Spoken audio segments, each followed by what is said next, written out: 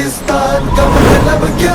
اگر پوری دنیا میں اسلام کی نبضیں ڈوب گئی تب بھی اس جگہ پر اسلام کی نبض چل رہی کہ جسم ہے ایک ہی جان ایک رسول اور نحمدہ و نصلی علی رسولہ الکریم اما بعد فاعوذ باللہ من الشیطان الرجیم بسم اللہ الرحمن الرحیم هو الذی ارسل رسولہ بالہدی ودین الحق لیظہرہ علی الدین کلہ ولو کرہ المشرکون وقال عز وجل وما ارسلناک الا رحمۃ للعالمین صدق اللہ العظیم رب اشرح لی صدری ویسر لی امری واحلل عقدۃ من لسانی یفقہوا قولی آمین یا رب العالمین۔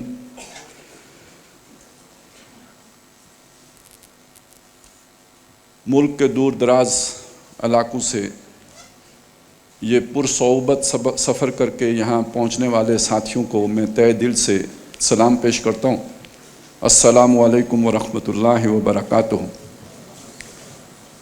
ہمارا یہ جو اجتماع ہے اور اس کا جو مرکزی موضوع ہے اس پر مجھ سے پہلے دو جو لیکچرز ہوئے ہیں سیر حاصل گفتگو ہو چکی ہے اور اس اجتماع کا رخ کا تعین ہو چکا ہے۔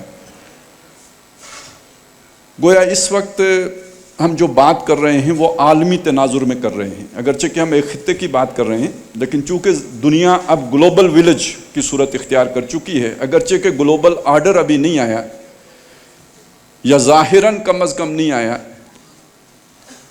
تو گلوبل ویلیج ہونے کے حوالے سے اب اس اتنا اہم خطہ کہ جس کے حوالے سے یہاں پہ گفتگو ہوئی ہے وہ دنیا کی نگاہوں سے اوجھل نہیں ہو سکتا، وہ کسی آئسولیشن میں اپنے فیصلے نہیں کر سکتا، لہٰذا جو بھی ہم بات کر رہے ہیں اس وقت عالمی تناظر میں کر رہے ہیں، اور انقلابی نظریے کی بھی جب ہم بات کریں گے تو اسی تناظر میں کریں گے۔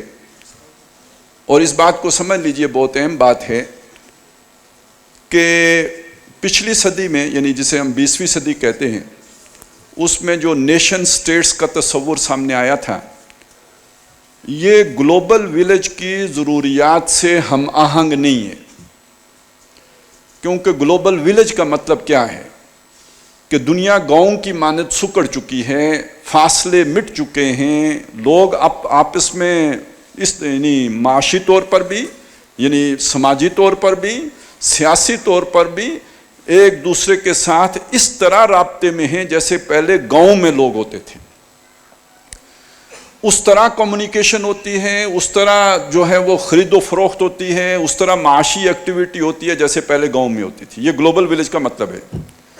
اب اس کا ایک لازمی تقاضا یہ ہے کہ جیسے گاؤں میں ایک چودھری ہوتا ہے، جیسے کسی ایک سلطنت میں ایک بادشاہ ہوتا ہے، تو پوری دنیا کا بھی تو ایک حکمران ہو، پوری دنیا میں حکومت بھی ایک ہو، پوری دنیا کا آرڈر بھی ایک ہو، پوری دنیا میں نظام سیاست بھی ایک ہو، تب جا کے گلوبل ویلیج میں امن ہو سکتا ہے۔ اگر کسی ایک گاؤں میں دو چودھری ہوں تو امن نہیں ہوتا، اور اگر ایک کسی ریاست میں بادشاہت کے دو دعوے دار ہوں تو امن نہیں ہوتا۔ تو اگر دنیا گلوبل ویلیج بن چکی ہے تو گلوبل ویلیج کا لازمی تقاضا یہ ہے کہ پوری دنیا ایک حکومت کے تابع آ جائے تاکہ امن سے، چین سے، سکون سے، اطمینان سے لوگ زندگی بسر کر سکیں۔ اور جب تک دنیا میں کثیر ممالک رہیں گے جنگیں ہوتی رہیں گی، جنگ عظیم اول ہوگی، جنگ عظیم دوم ہوگی یا ہو چکی، تو جنگ عظیم سوم بھی لازمی ہوگی، اسے کوئی روک نہیں سکتا، اس لیے کہ پھر کلیش آف انٹرسٹ ہوگا، اس لیے کہ پھر ارج ٹو ڈومینیٹ جو ہے وہ کسی ہٹلر کو کسی بھی وقت کسی دوسرے ملک پر چڑھ دوڑنے پر مجبور کر دے گی۔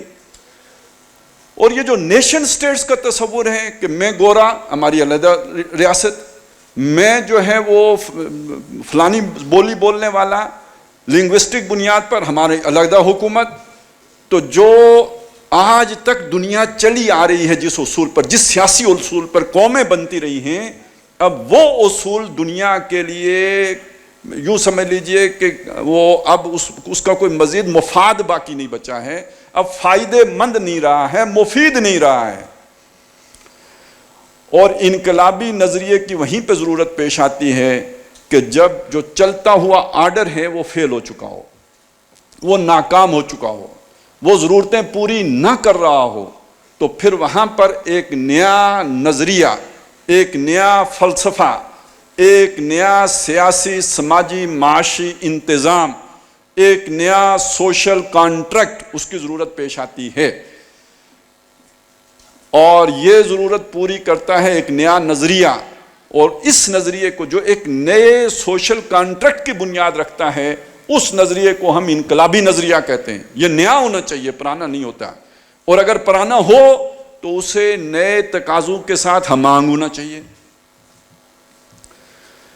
چنانچہ ہم یہ سمجھتے ہیں کہ ہمارے پاس جو نظریہ ہے، جسے ہم نظریہ توحید کہتے ہیں، جس کے مبلغ اعظم تھے جناب محمد الرسول اللہ صلی اللہ علیہ وسلم، اور جن کے ذریعے سے وہ ہم تک پہنچا ہے، اس نظریے کے اندر اتنی جان ہے کہ پوری دنیا کے انسانوں کو اس توحید کے پیغام کے ساتھ متحد کر سکے، ان میں اتفاق پیدا کر سکے، ان کو ایک آرڈر کے تحت زندگی بسر کرنے پر ان کو فیسیلیٹیٹ کر سکے، سہولت کار بن سکے۔ کیونکہ یہ رنگ و نسل کی بات نہیں کرتا، یہ 1500 سال پہلے کا پیغام ہے۔ کسی عربی کو کسی اجمی پر، کسی اجمی کو کسی عربی پر، کسی گورے کو کسی کالے پر، کسی کالے کو کسی گورے پر کوئی فضیلت حاصل نہیں ہے مگر تقوی کی بنیاد پر۔ اور ظاہر ہے تقوی کا فیصلہ تو اللہ نے کرنا ہے، کیونکہ تقوی تو دل میں ہوتا ہے۔ دنیا میں تو کوئی ایسا پیمانہ ابھی ایجاد نہیں ہوا کہ جس کی بنیاد پر تقوی کا پتہ چلے کہ بھئی میرا تقوی زیادہ ہے اور آپ کا تقوی کم ہے۔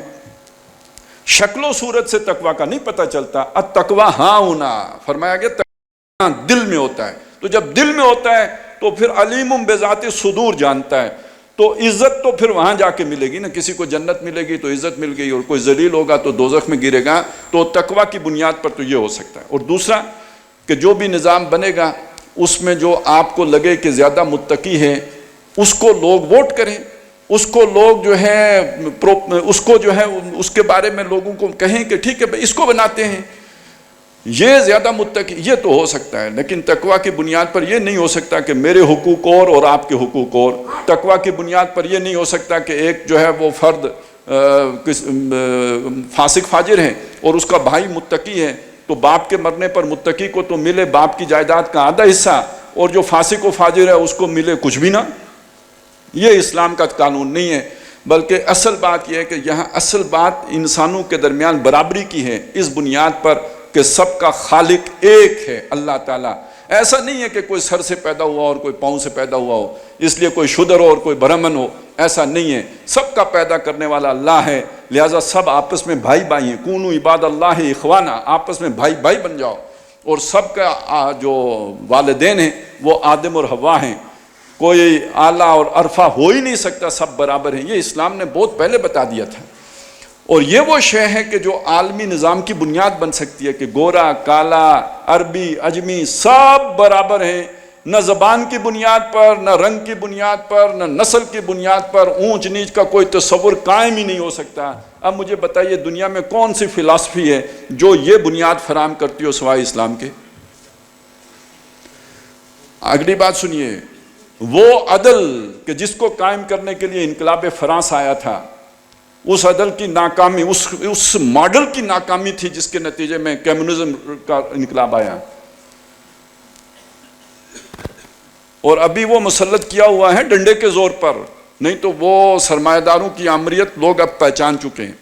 دیوے استبداد جو جمہوری قبا میں پائے ہے، جس کو لوگوں نے کبھی آزادی کی نیلم پری سمجھا تھا، اب لوگوں کو پتہ ہے کہ کتنا منحوس نظام ہے، کتنا گندا نظام ہے، اور کس درجے ظالمانہ نظام ہے۔ اب تو علم ہو چکا ہے لوگوں کو، لیکن کمیونزم ناکام ہو گیا، اور اس کی ناکامی کا نتیجہ یہ نکلا کہ وہ اسے سانس لینے کا موقع مل گیا، لیکن یہ سروائیو نہیں کر سکتا، یہ نو انسانی کے مسائل کا حل نہیں دے سکتا۔ یہ سرمایہ داروں کی آمریت ہے، اور یہ سرمایہ داروں کے لیے جو ہے جنت بنائی ہے اس نظام نے، کیپٹلزم نے، اور اس سے کوئی عام آدمی کا بھلا نہیں ہوتا، عام آدمی کی فوز و فلاح نہیں ہوتی۔ اور خیر اس بات کو جتنا ہم جانتے ہیں کوئی اور کیسے جان سکتے ہیں؟ جو وی آئی پی کلچر اس بنیاد پر ہم بھگتتے ہیں دنیا میں کہیں اور تو اس کا کوئی نمونہ نہیں، تو ہم سے زیادہ بہتر کون جانتا ہوگا کہتے ہیں جو چھاننی ہوئی جاننی، تو ہم اچھی طرح اس کو چھان کے دیکھ چکے ہوئے ہیں. تو اس اعتبار سے بھی جہاں ہم حاکمیت کا اختیار اللہ تعالیٰ کو سونپ دیں اور باقی مخلوق ساری کی ساری اس کی نیابت کے لیے کھڑی ہو جائے، گویا قانون ساز وہ ہو، قانون اس کا نافذ ہوگا. ظاہر ہے یہاں کوئی ایک طبقہ جو ہے قانون سازی نہیں کر رہا، یہاں پر کوئی ایک خاص کمیونٹی کی جو ہے وہ حاکمیت نہیں ہے، وہ اللہ کو منتقل ہو گئی. کامل عدل اس کے نیچے آ سکتا ہے. اسی طرح ہر طرح کی سرمایہ داری کی جڑ کاٹنے والے اصول وہ ہیں جو اسلام نے دیے ہیں. کہ لا یکون دولتم بین الاغنیاء منکم، دولت تمہارے غنیوں ہی میں نہ گردش کرتی رہے، اور یہ غنیوں میں گردش کرتی ہے اس سود کے طریقے کے ذریعے سے. تو اس سود کا خاتمہ جب تک یہ نہیں ہوتا تو دولت غنیوں ہی میں گردش کرتی رہے گی، یہ سرمایہ داروں ہی کے در کے پھیرے لیتی رہے گی، یہ ٹرکل ڈاؤن نہیں کرے گی. تو یہ بڑی تفصیل ہے جو اس پہ بڑا وقت لگ سکتا ہے، لیکن میں صرف اس وقت اشارے کیے میں نے کہ اصل میں دنیا کے مسائل کا حل اگر کسی کے پاس ہے تو وہ اسلام ہے. اگلی بات میں یہ عرض کرنا چاہتا ہوں کہ ظاہر ہے جو بھی ایک نظریہ ہوتا ہے اسے اپنے اظہار کے لیے خطہ عرضی درکار ہوتا ہے، اس کے بغیر وہ اپنا اظہار نہیں کر سکتا. نبی اکرم صلی اللہ علیہ وسلم اگرچہ کہ سارے جہاں کے لیے رسول بنا کے بھیجے گئے، وما ارسلناک الا رحمۃ للعالمین، اور یہ پیغام دے کے بھیجے گئے، خواہ مفاد پرستوں کو یہ بات کتنی ہی ناگوار کیوں نہ گزرے. میں نے مشرک کا ترجمہ مفاد پرست کیا ہے اس لیے کہ دنیا میں ہر طرح کا شرک اس کی بنیاد پیچھے مفادات ہوتے ہیں، وہ مفادات کی بنیاد پر شرک کا نظام وضع کیا جاتا ہے. کوئی پیچھے مچھندر ہوتے ہیں، کوئی پیچھے مجاور ہوتے ہیں، کوئی پیچھے پنڈت ہوتے ہیں، کوئی پروہت ہوتے ہیں، پے کے ساتھ اور بھی بنا لیجئے، میں نے کہا تو آپ ناراض ہوں گے. تو یعنی یہ کوئی نہ کوئی ہوتا ہے پیچھے جس کے پیٹ کا جڑا ہوا ہوتا ہے اس شرک کے نظام کے ساتھ. لہٰذا ہر مفاد یافتہ وہی مشرکانہ نظام لے کے آئے گا. تو میں نے اس لیے مشرکون کا ترجمہ مفاد پرست کر دیا. تو مفاد پرست لوگوں کو یہ بات کتنی ناگوار کیوں نہ ہو، محمد الرسول اللہ یہی پیغام عدل لے کے آئے ہیں، ہر طرح کے مفاد کا خاتمہ کر کے عدل و قسط کا نظام قائم کر دیں. اور اس کے آغاز کہاں سے کریں؟ لِتُنذِرَ أُمَّ الْقُرَىٰ وَمَنْ حَوْلَهَا، تاکہ آپ خبردار کر دیں مرکزی بستی مکے کو اور پھر جو اس کے ارد گرد ہیں، اور ارد گرد پھیلتے پھیلتے وَمَا أَرْسَلْنَاكَ إِلَّا رَحْمَةً لِّلْعَالَمِينَ اور وَمَا أَرْسَلْنَاكَ إِلَّا كَافَّةً لِّلنَّاسِ بَشِيرًا وَنَذِيرًا، تمام انسانوں تک جب تک نہ پہنچ جائے تو گویا وہ پیغام ابھی مکمل نہیں ہوا. وقت فرصت ہے کہاں، کام ابھی باقی ہے، نور توحید کا اتمام ابھی باقی ہے. جو محمد الرسول اللہ نے جس کا آغاز مکے سے کیا تھا، مدینے سے کیا تھا، یہ پوری دنیا میں پھیلانا ہے، وہاں تک پہنچنا ہے. اچھا یہ میں عرض یہ کر رہا تھا کہ خطے کی اہمیت بڑی ہوتی ہے. حضور کو مکے میں مبعوث کیا، پھر آپ مدینہ کو آپ نے بیس بنایا، پھر دوبارہ مکے پہ کو فتح کیا، جعل حق کو وضاحت کی صورت بنائی، پھر پورے عرب کو جو ہے اس آرڈر کے تابع لائے، اور پھر وہاں سے باقی دنیا میں پھیلا. اسی طرح جب حضرت موسیٰ علیہ السلام کو یہ انقلابی پیغام اللہ نے دیا تو ان کے لیے جگہ بھی معین کر دی کہ آپ نے فلسطین میں جا کے اسے غالب کرنا ہے، مصر میں نہیں کرنا ہے. مصر سے نکلیں، یہاں سے ہجرت کریں، آپ نے جا کے ارض مقدس اللہ نے طے کر دی، وہاں جا کے آپ نے کرنا ہے.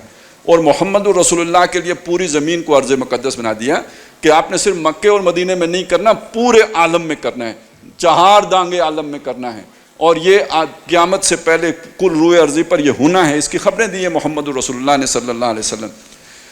لیکن اب جو ہم دیکھ ہی رہے ہیں کہ اس کا آغاز کدھر سے ہوگا.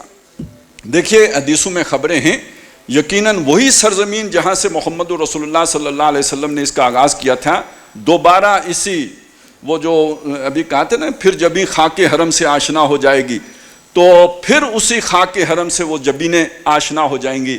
وہ نور توحید پھر اس کا آغاز اسی سرزمین سے ہونا ہے. حضرت مہدی نے مکے ہی سے کھڑا ہونا ہے. یہ کہیں دائیں بائیں والے مہدی کے پیچھے نہ چل پڑیے گا، یہ ذرا خیال رکھیے، دھیان میں رکھیے گا.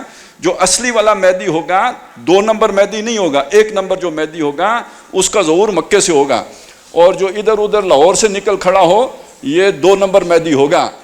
وہ بے شک جتنی چکنی چپڑی باتیں کرتا ہو، جتنی لچھے دار باتیں کرتا ہو، اور جتنا من باتوں میں مول لیتا ہو، تو وہ 1 نمبر مہدی نہیں ہو سکتا. وہ ادھر مکے سے نکلنا ہے. البتہ اس مکے والے مہدی سے پہلے معلوم ہوتا ہے یہ جو ابھی آپ کے سامنے جغرافیہ پیش کیا گیا، جو 400 سالہ تاریخ آپ کے سامنے رکھی گئی. دیکھیے اللہ تعالیٰ کے منصوبے بڑے طویل ہوتے ہیں. میری عمر 60 سال ہے تو میں کتنا سوچوں گا؟ اتنا ہی سوچوں گا جتنا پدی کا وہ جو اتنا ہی شوربہ نکلے گا جتنا پدی کا جسم ہے. تو میری سوچ کا جو ہے نا وہ ہورائزن اتنا ہی ہوگا کہ جتنا میری عمر ہے. لیکن اللہ تعالیٰ کو ذرا دیکھیں نا کہ اللہ تعالیٰ کا ایک دن 1000 سال کا. یدبر الامر من السماء الى الارض ثم یعرج الیہ فی یوم کان مقدارہ 1000 سنۃ مما تعدون. جو تمہاری گنتی ہے اس میں اللہ کا ایک دن 1000 سال کے برابر ہوتا ہے. اچھا یہ کم ترین دن ہے. 10,000 سال کا دن بھی آیا ہے قرآن مجید میں اور 50,000 سال کا دن بھی آیا ہے. اس لیے ایک چھوٹی سی آیت ہے, اس سے بات سمجھ میں آئے گی کہ اللہ تعالیٰ نے جب ڈرایا مکے والوں کو تو ساتھ نبی صلی اللہ علیہ وسلم سے کہا کہ آپ انہیں کہہ دیجئے کہ ان ادری قریب ام بعید ما توعدون, کہ میں نہیں جانتا کہ جس کا تم سے وعدہ ہے وہ تمہارے قریب آ گیا ہے یا ابھی تم سے دور ہے. لیکن دوسری جگہ پہ اللہ تعالیٰ نے اپنی طرف سے ایک بات کہی کہ وہ کیا بات تھی کہ یہ دیکھتے ہیں اسے دور اور ہم دیکھتے ہیں اسے بڑا قریب.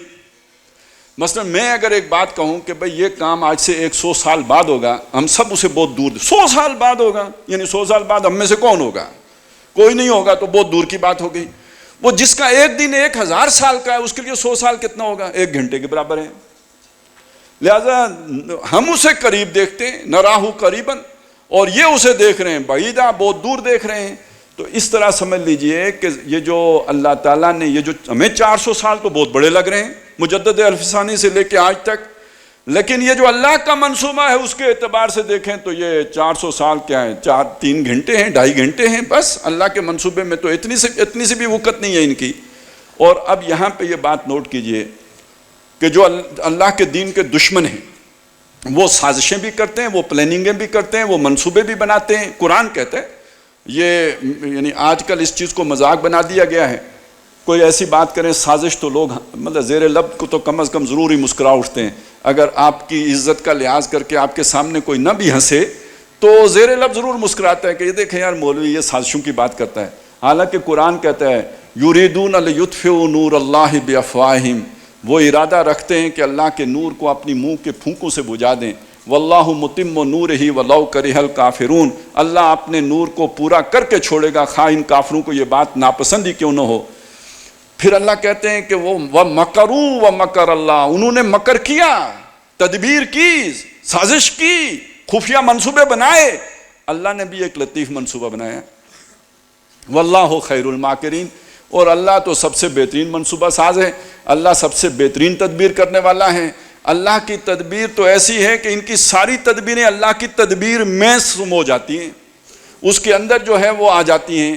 فالذین کفروا هم المکیدون, پس جو لوگ کافر ہیں وہ اللہ کی تدبیر میں آئے ہوئے ہیں. وہ سمجھتے ہیں ہم اپنی تدبیر چل رہے ہیں, حالانکہ وہ اللہ کی تدبیر میں پھنسے ہوئے ہیں. اب میں اس کو ایک طریقے سے آپ کو سمجھا دیتا ہوں.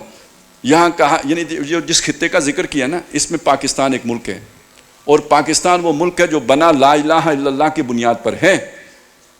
یہ نہیں بن سکتا تھا اگر لا الہ الا اللہ کا نعرہ نہ لگا ہوتا. یہ اسی کی طاقت تھی کہ اس نے یہ ملک بن گیا. لیکن یہ کہ اس ملک بننے کے پیچھے ہو سکتا ہے کسی کا اپنا منصوبہ بھی ہو, کسی کی کوئی سازش بھی ہو, کسی کا کوئی جو ہے نا وہ اپنا کوئی تدبیر بھی ہو. مثلا انگریز یہ سوچ سکتے ہیں, لوگ کہتے ہیں نا کہ انگریز نے بنایا. کیوں بنایا؟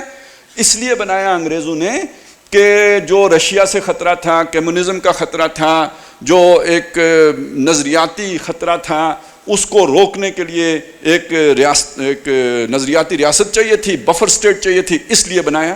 ایک خیال یہ پیش کرتے ہیں لوگ.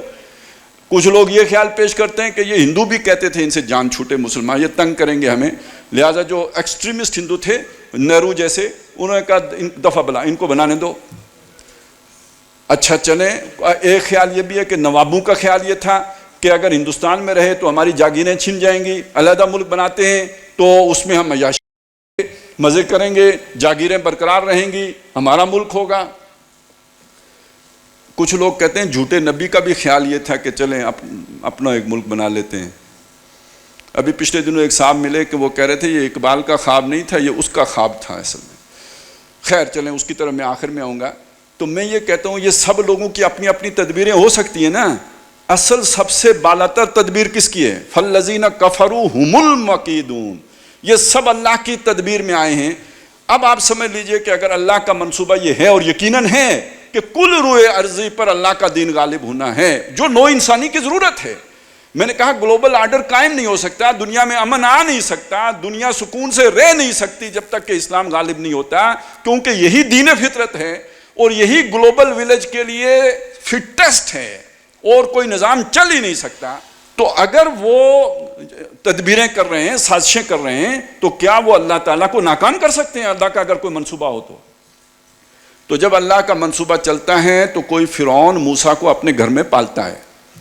جب اللہ کا منصوبہ چلتا ہے تو جب وہ فیصلہ کر لیتا ہے کہ یوسف مصر جائے گا تو کسی امیگریشن کی ضرورت نہیں ہوتی، کسی ٹکٹ کی ضرورت نہیں ہوتی، کسی پاسپورٹ کی ضرورت نہیں ہوتی، کسی ویزے کی ضرورت نہیں ہوتی. بھائی خود اٹھا کے کنویں میں پھینک آتے ہیں، اور وہاں سے نکالنے کے لیے ایک اور قافلہ آ جاتا ہے جو اپنی غرض کے لیے اس کو اٹھا لیتے ہیں، جا کے بیچ دیتے ہیں، اور خریدنے والا اپنی غرض کے لیے خرید لیتا ہے. اور جس کے گھر میں پہنچتا ہے تاکہ وہ اچھی طریقے سے چاؤ سے رکھا جائے، اس کے دل میں کوئی اور ہی جذبہ پیدا کر دیتا ہے. ہر ایک بدماش اپنی سوچ میں ہے، لیکن منصوبہ کس کا پورا کر رہا ہے؟ میں یہ بتا رہا ہوں پاکستان بنانے کے پیچھے کس کے کیا مقاصد تھے؟ دفع بلا. ہم نے دیکھنا ہے اللہ کا منصوبہ کیا ہو سکتا تھا. تو نکارہ خلق کو، وہ کیا ہے، وہ جو زبان خلق کو نکارہ خدا سمجھو، یہ پاکستان کا مطلب کیا؟ یہ زبان خلق تھی نا، یہ لیڈروں کا نعرہ تو نہیں تھا، یہ عوام کا نعرہ تھا. اور یہ نکارہ خدا ہے. یہ مستقبل کا یوں سمجھیے کہ اللہ تعالیٰ نے جھلک دکھا دیے. اور 75 سال اس ملک کو ہر بندے نے لوٹا، 75 سال اس ملک کو ہر بندے نے کھایا، 75 سال دائروں کا سفر طے کرایا. کبھی بھٹو لایا اور پھر اس کو کھایا، کبھی نواز شریف بنایا پھر اس کو گرایا، اور تازے والے کا تو سب کو پتہ ہے. آپ کے لیے نیا ہے جس کی عمر 50 سال سے اوپر ہو گئی ہے، اگر اس کی یادداشت خراب نہیں ہے تو اس کے لیے تو یہ پرانا سفر ہے نا بھئی. یہی کیسٹ چلتی ہے پاکستان میں. 10 سال وہ ہوتے ہیں، 10 سال ان کا لاڈلا ہوتا ہے، 5 سال اسے رکھتے ہیں، 5 سال اسے ذلیل کرتے ہیں، پھانسی دیتے ہیں، یا یہ کہ پھر اسے کرپشن کے کیسز میں گھساتے ہیں. یہ کہانی ہے پاکستان کی. اس پاکستان کے ساتھ پراپرٹی ڈیلر مخلص ہوں گے، ملک ریاض مخلص ہوگا. تو پھر چل کیسے گیا؟ بھئی امریکہ کی ضرورت بن گیا. یہ آخر فرعون کے دل میں بھی اللہ نے موسیٰ کی محبت ڈال دی تھی نا. وَأَلْقَيْتَ عَلَيْكَ مُحَبَّةً مِّنِّي. او موسیٰ تیرے اوپر میں نے اپنی محبت کا پرتو ڈال دیا تھا. فرعون رکھتا کیسے نا. تو اللہ کے لیے تو اتنا کرنے کی بات ہے. یہ ملک آج تک چلا ہی نہیں. ہماری جو ہڈ حرامی تھی نا، بعض اوقات آدمی کی سستی کاہلی اس سے بہت بڑا کام کرا لیتی ہے. مطلب میں چلنے سے کتراتا ہوں تو میں سوچوں گا نا یار چلنے سے بچوں کیسے، پہیہ ایجاد کر لوں گا. میں نہیں چلنا چاہتا، زور نہیں لگانا چاہتا، طاقت بچانا چاہتا ہوں، بھائی میری انرجی کیسے بچے، انجن بنا لوں گا. سمجھ گئے؟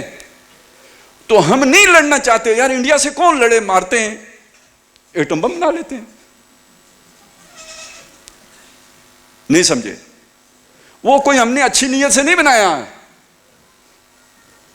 کیونکہ ہم نے کاروبار کرنے ہیں، انڈیا والوں سے لڑنا پڑے گا تو یہ ساری عیاشیاں ختم ہو جائیں گی. ایٹم بم ہوگا نا، ڈیٹرنس، تو ڈیٹرنس ہوگا تو پھر انڈیا لڑے گا نہیں، تو لڑے گا نہیں تو وہ بھی کھائے تو ہم بھی کھائیں. بن تو گیا، لیکن وہ اس کے منصوبے میں کسی اور غرض سے بنا، ان کے منصوبے میں کسی اور غرض سے بنا. یہ چلانے کے لیے تو نہیں بنایا، اس نے کسی اور منصوبے کے تحت بنایا.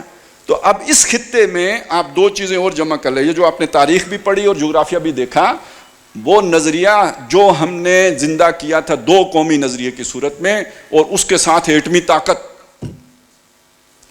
نتیجہ کیا ہے؟ نتیجہ سمجھ لیجئے، اس وقت دنیا کا فوکس اس خطے پر ہے. کس دنیا کا؟ شیطان دنیا کا. اس دنیا کا منصوبہ آپ سمجھ لیں. یہ انہیں سمجھ آ گئی ہے کہ ہمارا مادہ پرستانہ نظام دنیا کو ورلڈ آرڈر نہیں دے سکتا. ہمارا مادہ پرستانہ نظام دنیا کو ایک آرڈر تلے جمع نہیں رکھ سکتا. چنانچہ اعلیٰ ترین علمی سطح پہ جو اس وقت کانفلکٹ ہے یا فرکشن ہے وہ پتہ کیا ہے کہ بھائی دنیا میں لبرلزم ہونا چاہیے. تو اس کا مطلب کیا ہے؟ ریاست کا جبر ختم ہو. یہ یونیورسٹیوں میں بحث ہو رہی ہے. مطلب ہر قانون میرے آزادی کی راہ میں رکاوٹ ہے یا نہیں ہے؟ جو قانون بھی بنے گا آزادی کی راہ میں رکاوٹ ہے یا نہیں؟ تو ایبسولوٹ لبرلزم کیا ہے؟ کوئی قانون نہ ہو. اگر کوئی قانون نہ ہو تو دنیا چل سکتی ہے؟ تو لبرل سوسائٹی ایکسٹریم جس پہ پہنچی ہے وہ یہ ہے کہ اسٹیٹ ہونی ہی نہیں چاہیے. یہ تو طوائف الملوکی کو جنم دے گی. جب آپ اس ایکسٹریم پہ جاتے ہیں تو ذہن دوسری طرف جاتا ہے کہ نہیں یار یہ تو نہیں ہونا چاہیے. تو نہیں ہونا چاہیے تو کیا ہونا چاہیے؟ اب یہاں شیطان آ گیا بیچ میں. اور یہ سمجھ لیں کہ یہ جو ڈیموکریٹک رائٹس کا تصور آیا تھا یہ شیطان نے مجبوراً انسان کو دیے تھے, خوشی سے نہیں دیے تھے. شیطان کو شخصی حاکمیت پسند ہے. وہ جمہوری حاکمیت اس لیے لے کے آیا تھا کہ یہ محمد رسول اللہ صلی اللہ علیہ وسلم کی روشنی اتنی پھیل گئی تھی کہ خطرہ پیدا ہو گیا تھا کہ شخصی حاکمیت ختم ہو جائے. اس ملوکیت کو بچانے کے لیے وہ یہ ایک نئی آمریت کی شکل لے کے آ گیا تھا. اس نے خوشی سے یہ حقوق نہیں دیے تھے. اب اس نے یہ بھی دیکھ لیا کہ دنیا میں جو کامیاب ترین ماڈل ہے سرمایہ داری کے لیے بھی وہ چائنا ماڈل ہے. وہاں کوئی مزدور ہڑتال نہیں کر سکتا, وہاں کوئی مزدوروں کے رائٹس نہیں ہیں, وہ تو مشینیں ہیں. ان کو اس پہ بھی مجبور کیا جا سکتا ہے کہ تم نے بچے کتنے پیدا کرنے ہیں اور کرنے ہیں کہ نہیں کرنے ہیں. یہ کسی ڈیموکریٹک ملک میں آپ سوچ بھی نہیں سکتے. وہ تو ایک مشینی انسان ہے. تو سرمایہ دار کے اعتبار سے دنیا کے لیے بہترین ماڈل چائنا ماڈل ہے. اور اس چائنا ماڈل لانے کے لیے دنیا میں اب جو ابھی فیشزم کی بات کی جا رہی تھی وہ ریسزم کی بنیاد پر فیشزم آ رہا ہے. مغرب میں جو چیز تیزی سے پھیل رہی ہے وہ وائٹ سپریمیسی کا تصور ہے. اور ہمارے پڑوس میں ہندوستان میں یہ جو مودی لے کے آیا ہے یہ ہے برہمن اور یہ ہندو اور ہندو ذات کا جو ہے وہ بالادستی. وہاں پہ بھی فیشزم آ رہا ہے نا, انڈیا میں بھی آ رہا ہے. اور یہ جبر کی کو مسلط کر کے دنیا کو ایک عالمی جیل میں تبدیل کرنے کا منصوبہ ہے. یہ شیطانی منصوبہ ہے. اور اس کے لیے بڑی بڑی ریاستیں ختم کریں, چھوٹی چھوٹی ریاستیں بنائیں. ابھی وہ پاکستان کے ٹکڑے کرنے کی سوچ رہے ہیں اور ہندوستان بے وقوف خوش ہو رہا ہے. مودی کو سب پتا ہے یہ پکا بدماش ہے, لیکن عام ہندوستانی کو نہیں پتا. وہ سمجھتا ہے کہ ہم سپر پاور بن گئے, اگلی باری تمہاری ہے, تمہارے بھی ٹوٹے کریں گے اور دنیا میں کسی ملک کو نہیں چھوڑیں گے, سب کا جغرافیہ تبدیل کریں گے, چھوٹی چھوٹی ریاستیں بنائیں گے تاکہ وہ کنٹرول آسانی سے کی جا سکے. منصوبہ یہ. اور اس کے لیے ظاہر پوری دنیا کا جغرافیہ بدلنا ہے اور خود کہاں بیٹھنا ہے, اسٹریٹجیکلی کون سی جگہ ہے جہاں ہم نے آ کے ڈیرا جما کے پوری دنیا کو کنٹرول کرنا ہے. یہ ہم سے مراد امریکہ نہ لیجئے, یہ ہم سے مراد صرف یہودی بھی نہ لیجئے, دنیا کی شیطانی طاقتیں لیجئے. وہ مسلمانوں میں سے بھی کوئی شیطانوں کا بھائی ہو سکتا ہے, وہ یہودیوں میں سے تو اکثر ہیں, عیسائیوں میں سے بھی بہت سے ہو سکتے ہیں, سرمایہ داروں میں بھی اکثر ہیں, بلکہ زیادہ تر ہیں. کوئی استثناء ہو سکتا ہے, کوئی ایک مومن آل فرعون کی مانند, اکثریت ان کی وہ ہے. یہ جو شیطانی طاقتیں ہیں جو اصلاً ڈیپ سٹیٹ ہے, یہ ڈیپ سٹیٹ کا مطلب اسٹیبلشمنٹ نہیں ہوتا, ڈیپ سٹیٹ کا مطلب ہے وہ عالمی نیٹ ورک جس کی جڑیں ہر ملک کی اسٹیبلشمنٹ کے اندر گھسی ہوئی ہیں, کینسر کی مانند. ان کا منصوبہ کیا ہے, کس خطے پر ان کی نظر ہے؟ اسی خطے پر نظر ہے جس خطے پر اللہ کا 400 سال کا منصوبہ جاری و ساری ہے, جس کی ابھی آپ کے سامنے نقشہ. یہ بڑی عجیب بات ہے کہ دیکھیں مکے میں نبی صلی اللہ علیہ وسلم کی بعثت سے چند ماہ پہلے, آپ کی پیدائش سے چند ماہ پہلے ایک بہت بڑی جنگ مسلط کی گئی مکے پر. الم تر کیف فعل ربک باصحاب الفیل, یہ اصحاب الفیل اس کو ہم صرف ایک اس میں دیکھ لیتے ہیں, یعنی وہ تجارتی جو کانفلکٹ تھا اس کی بنیاد پر دیکھ لیتے ہیں. بھئی آپ شیطان کو کیوں نظروں سے اوجھل کر دیتے ہیں؟ کیا شیطان کو نہیں معلوم کہ اس سرزمین میں آخری نبی جو ہے وہ پیدا ہونے والا ہے؟ اس سے پہلے وہ فساد پیدا کرنا چاہتا ہے. اس مکے کے اوپر وہ اپنا ایک ایجنٹ چڑھا لایا ہے. اس کو اس تناظر میں دیکھیں. اگر عیسائی راہبوں کو پتا تھا، یہودیوں کو پتا تھا، تو شیطان کو نہیں پتا. لہذا وہ نبی صلی اللہ علیہ وسلم کی جائے ولادت کو فساد سے بھر دینا چاہتا، اللہ کے منصوبے کو ناکام بنانے کی سازش، اور اس کے لیے وہ اپنے کرندے چڑھا کے لایا. اب میں آپ کو بتاتا ہوں کہ حیرت انگیز بات یہ ہے، ادھر فلسطین کا مسئلہ ہے، ادھر کشمیر کا مسئلہ ہے. ایک ہی وقت میں دونوں، تقریباً سن 48 ہے جب یہ دونوں مسئلے کھڑے ہوئے ہیں. دونوں کے بارے میں اقوام متحدہ کا طرز عمل ایک جیسا، انتہائی جانبدارانہ، انتہائی متعصبانہ. اور اس کے ساتھ ساتھ ایک بات چلیں یہاں پہ چلیں، وہ فلسطین کو تو ایک طرف رکھیں. یہ جو قادیانی ہیں، ان کا جب ہم مولوی لوگ نام لیتے ہیں تو ہمارے جو دانشور قسم کے لوگ ہیں، ذرا تھوڑے سیکولر لبرل ٹائپ لوگ ہیں، وہ ویسے ہی چڑ کھا جاتے ہیں. آپ کا شیخ عبداللہ کے بارے میں کیا خیال ہے؟ وہ جو کشمیر میں رہ گیا، مقبوضہ کشمیر میں رہ گیا، آتش چنار والا شیخ عبداللہ، وہ تو مولوی نہیں ہے نا. آپ اس کی یہ کتاب پڑھیں آتش چنار، اس میں اس نے یہ لکھا ہے کہ یہ قادیانی کشمیر کمیٹی کو انفلوئنس کر کے اپنا لچ تلنے کی کوشش میں تھے. چکر کیا ہے اس کو سمجھیں. قادیانیوں کے مرکز کا نام ربوہ ہے. ربوہ کا کیا لفظ ہے جی؟ یہ قرآن میں آیا ہے، اور قرآن میں یہ لفظ آیا ہے، اور وہاں پہ اس کے مطلب معنی جو معین کیے گئے، بیت اللحم، اکثر مفسرین نے اس سے مراد لیے کہ ایک موقع پہ حضرت مریم کو خدشہ لاحق ہوا کہ حضرت مسیح علیہ السلام کی جان کو خطرہ ہے، تو وہ انہیں لے کے بیت اللحم، ذرا بلندی ٹیلے والی جگہ تھی، ذرا اونچائی پہ، اونچان پہ، وہاں لے کے چلی گئیں. مرزا قادیانی نے ایک چھلانگ لگائی، نے کہا کہ یہ مفسرین نے بالکل غلط ترجمہ کیا ہے، ربوہ تو کشمیر ہے. سمجھ آئی؟ ربوہ کشمیر ہے، اور حضرت مریم حضرت مسیح کو لے کے کشمیر آئی تھیں، اور سری نگر کے فلانے قبرستان میں ان کی قبر بھی موجود ہے. تو یعنی اس کے پاس وہی آتی تھی. میں مانتا ہوں کہ اس کے پاس وہی آتی تھی، یعنی میرا ماننا ہے کہ غلام محمد قادیانی کے پاس وہی آتی تھی، اللہ کی نہیں، شیطان کی. اور شیطان کی وہی آتی ہے، قرآن سے ثابت ہے، ان الشیاطین لیوحون الی اولیاءہم لیجادلوکم. بے شک شیاطین اپنے ولیوں کی طرف، شیطان جو ہے وہ وہی دوستوں کی طرف وہی کرتے ہیں جو انسانوں میں سے ہوتے ہیں، تاکہ وہ تم سے بحث کر سکیں. وَكَذَلِكَ جَعَلْنَا لِكُلِّ نَبِيٍّ عَدُوًّا شَيَاطِينَ الْإِنسِ وَالْجِنِّ يُوحِي بَعْضُهُمْ إِلَىٰ بَعْضٍ زُخْرُفَ الْقَوْلِ غُرُورًا. تو جب قرآن بتا رہا ہے تو ہم کیوں نہ مانیں کہ اس کی طرف وہی آتی تھی، لیکن وہی شیطان کی آتی تھی. تو شیطان نے فوکس کیا تھا نا، اس نے بتایا کہ ربوہ کا یہ ترجمہ کرو.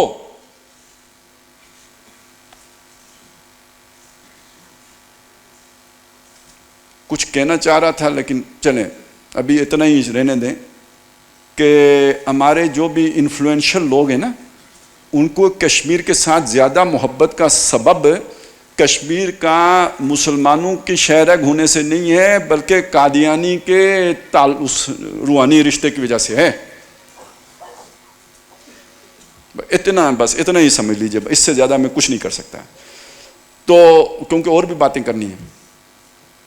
تو یہ بات سمجھ لیجئے کہ اس خطے کے ساتھ ایک تو ان کا تعلق رہا ہے، ہمیشہ رہا ہے.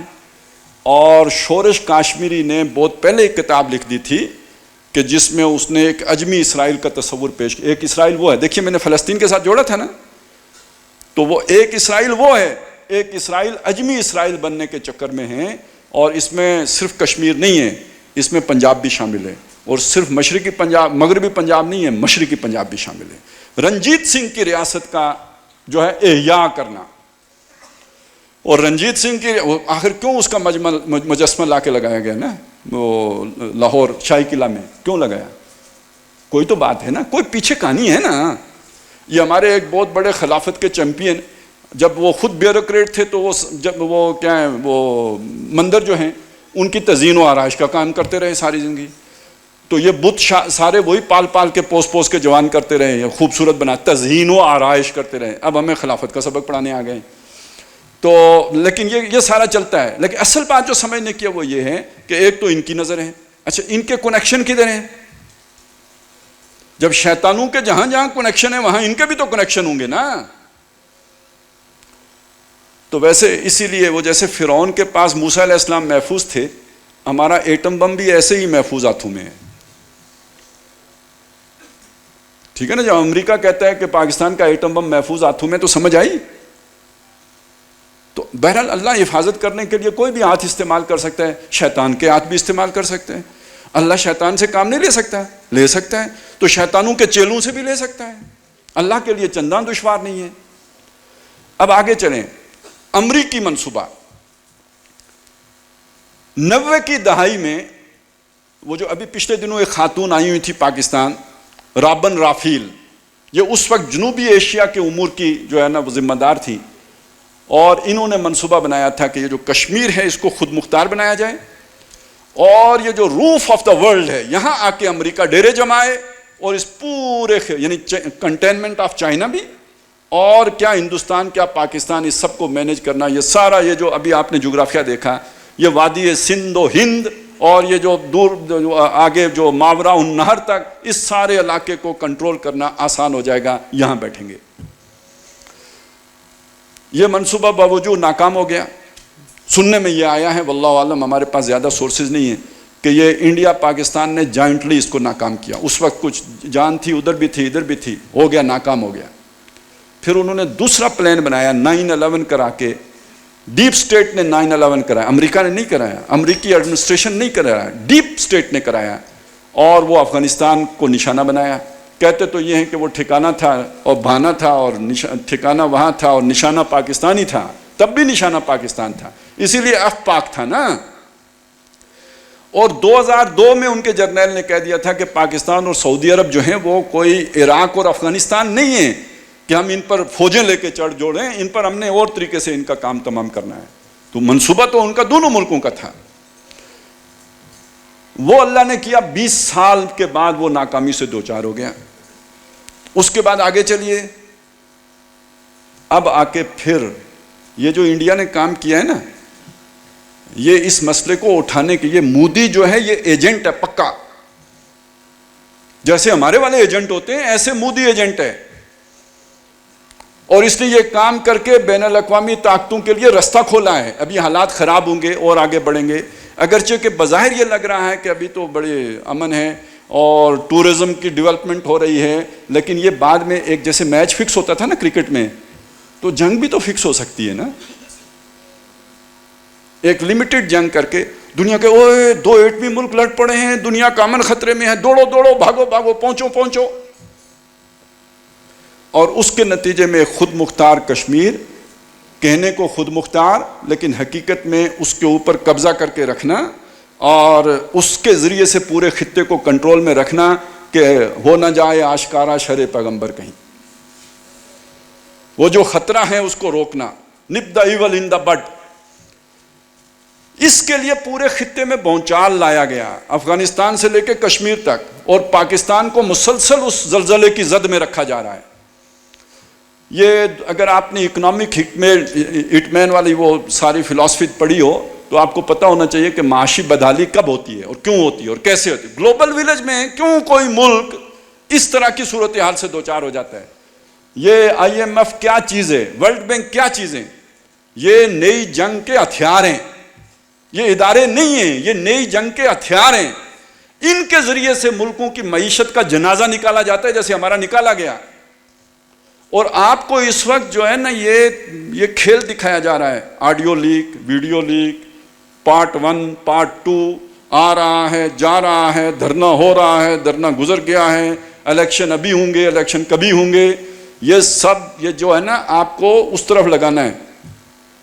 بزرگوں کو پتہ ہے نا, وہ جب پرانے وقتوں میں اچھا بھلا بچہ جوان ہو سمجھدار ہو جاتا پھر ختنہ کرتے تھے, اور وہ جو ختنہ کرنے والا کوئی ماہر ڈاکٹر تو ہوتا ہی نہیں تھا, اپنا دیسی ڈاکٹر ہی ہوتا تھا. وہ جب اپنا سارا انتظام کر لیتا تھا نا تو وہ پوچھ کر وہ کیا, وہ چڑی, اور ادھر سے چڑی گئی.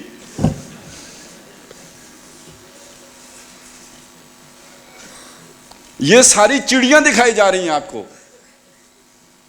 اصل منصوبہ کوئی اور ہے.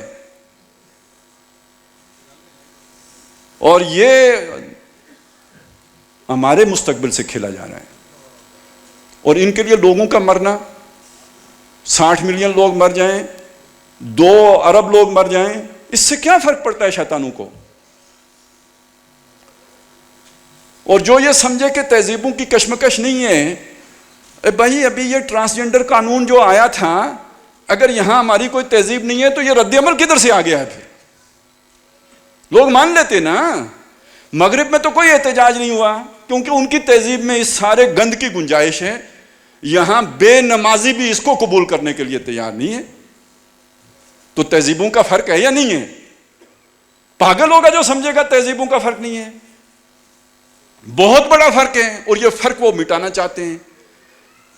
नवीद भाई ने जो बात कहनी थी वो रह गई कि शकीब अरसलान ने जो बात कही थी इस खित्ते के बारे में कि अगर पूरी दुनिया से इस्लाम की नब्जें डूब जाएं, सारे लोग LGBT को कबूल कर लें, सऊदी अरब भी कर ले, हर तरफ जो है बेदीनी फैल जाए, सब रोशन ख्याल हो जाएं, तो ये कोई हिंदू कुश और कोई हिमालय के दरमियान रहने वाली जो कौम है, इसके अंदर से इस्लाम की नब्जें कभी नहीं डूबेंगी। ये अल्लामा इकबाल कहते हैं ना, तो हम कहते हैं चूंकि इसी मिट्टी का है। भाई ये शकीब अरसलान लबनानी कह रहा है, तो अपनी खुद ही पहचान ओ गाफिल अफगान। मैं सोच रहा था, बस आखिरी बात कह रहा हूं, टाइम पूरा हो गया, कि देखिए हमारे पास कितनी बड़ी दावत है जिसका अल्लाह ने हमें अमीन बनाया है। पूरी दुनिया को सामने रखें। ये बातें जो मैंने आपके सामने की, कितनी, ये वर्ल्ड लेवल की स्ट्रेटेजी का काउंटर है। तो मुझे बेसाख्ता वो वाकया याद आ गया जब नबी सल्लल्लाहु अलैहि वसल्लम पहली मर्तबा दावत पेश करने के लिए आपने बनु हाशिम को घर बुलाया, खाना खिलाया, उसके बाद दावत पेश करने की कोशिश की, नहीं सुना, फिर दूसरी दफ़ा खाना खिलाया, अब जब सुना और उसके बाद दावत दी, मेरी बात मानो, लोग हंसे, ये कैसर व किसरा फतह करने चले हैं। तो हज़रत अली रज़ी अल्लाह तआला अन्हु खड़े हुए, छोटे थे, सबसे छोटे थे, कहा अगरचे कि मैं अभी बच्चा हूँ, अगरचे कि मेरी टांगें दुबली पतली हैं, अगरचे कि मेरी आंखों में दर्द है, लेकिन मैं आपका इस काम में साथ दूंगा।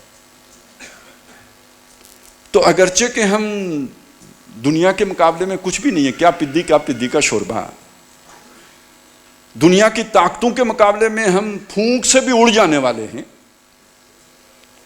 लेकिन यह कि हमारा नजरिया बड़ा मजबूत है, हमारी दलील बड़ी पक्की है, हमारा पैगाम बहुत बुलंद है। हमें अल्लाह ताला ने जो नजरिया अता किया है उसको वो कभी खत्म नहीं हो सकता। दुनिया इधर से उधर हो सकती है, ये नजरिया खत्म नहीं हो सकता। ये आफाकी है, ये दायमी है, ये जावेदा है, ये पैहम दवा है, इसे कोई रोक नहीं सकता। तो सर्वाइवल उसी की है जो इस नजरिए के साथ जुड़ जाएगा। आप बेशक थोड़े से हों, आप बेशक कम हों, आप बेशक कम तरबियत याफ्ता हों, लेकिन अगर हम इस नजरिए के साथ जुड़ जाएंगे, इसके पैगाम्बर बन जाएंगे, मुस्तकबिल हमारा है क्योंकि इस नजरिए का है। और ये शैतान के सारे मंसूबों को नाकाम कर देगा और अल्लाह ताला का मंसूबा हमारे ज़रिए से, सूरत शमशीर है दस्ते क़ज़ा में, वो कौम करती है हर लहज़ा अपने अमल का जो हिसाब। तो ये अगर हम इस तरफ इसको इस लेवल पर इसके तकाज़े समझते हुए हम चलेंगे तो मुस्तकबिल यकीनन हमारा है और मुसलमानों का है। और एक आखिरी बात ख़ास तौर पे, चूँकि इस खित्ते में वो भी रहते हैं कि जो अपने आप को हिंदू कहते हैं, तो देखें इस सतह पे हमारी आपसे कोई दुश्मनी नहीं है, हिंदुओं से भी कोई दुश्मनी नहीं है, हमारा पैगाम उनके लिए भी है। तौहीद का जो एक अल्लाह ताला ने शौक़ रखा है ना, तो हर सलीमुल फितरत इंसान के दिल में तौहीद से एक ताल्लुक़ बनता है। मुस्तकबिल उस नज़रिए का नहीं है जो आपने बनाया था, वो चल गया। अब शुदर और बरमन की कोई तकसीम दुनिया कबूल करने के लिए तैयार नहीं है। आपके यहाँ भी ये नहीं चलने वाला।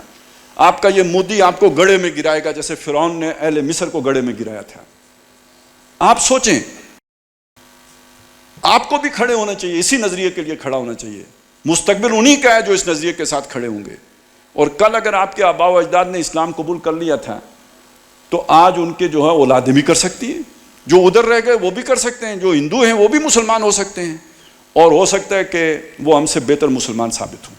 اور یقیناً ہم سے بہتر مسلمان ثابت ہو سکتے ہیں. کیوں کہ جو نیا خون ہوتا ہے, جو نئے قبول کرتے ہیں, وہ جنہیں وراثت میں ملا ہوا ہوتا ہے اس کی نسبت سے وہ زیادہ بعمل ہوتے ہیں, زیادہ اس کے لیے قربانیاں دیتے ہیں, ایک نیا خون ملتا ہے نظریے کو.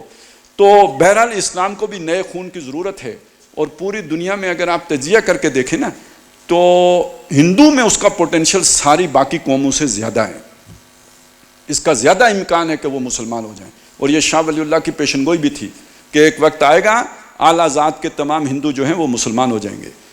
تو غزوہ ہند جو بھی ایک بات ہے وہ کیا صورت ہوگی ابھی ہم نہیں جانتے.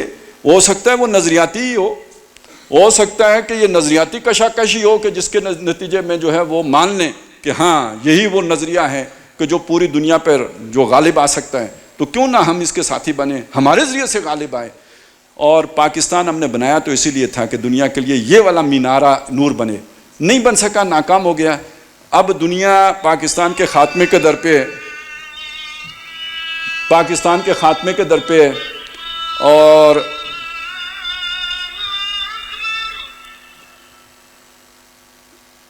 دنیا پاکستان کے خاتمے کے در پہ ہے, نئے جغرافیہ بنانے کے در پہ ہے. لیکن ایک بات یاد رکھیے, دنیا کچھ سے کچھ کیوں نہ ہو جائے, حالات کتنے برے سے برے کیوں نہ ہو جائیں, یہ ایمان رخصت نہیں ہونے دینا کہ مستقبل اسلام کا ہے, مستقبل نظریہ توحید کا ہے. اقول قولی ھذا واستغفر اللہ لی ولکم ولسائر المسلمین والمسلمات.